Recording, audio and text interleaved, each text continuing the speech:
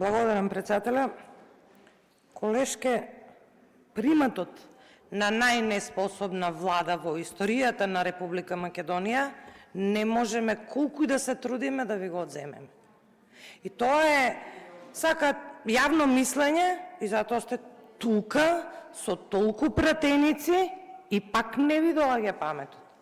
И пак многу брзо заборавате. И пак зборувате за концепции, и пак зборувате за учебници, и пак зборувате вие за дискриминација.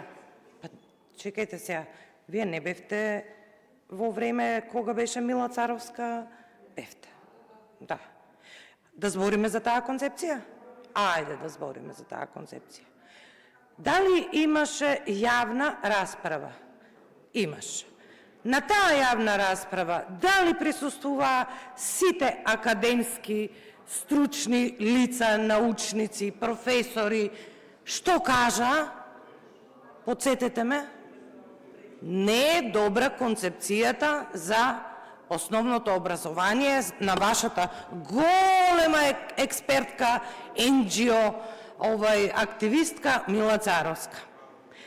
Ја донесовте ли и зошто ја донесовте?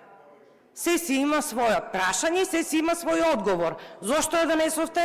И врз основа на чија поддршка се разбира? На NGO активистите.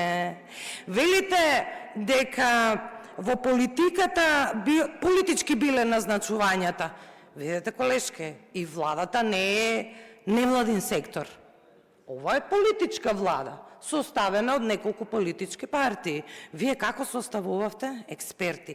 Се бевте експерт до експерт и затоа нели ја донесовте државата до ова дередже.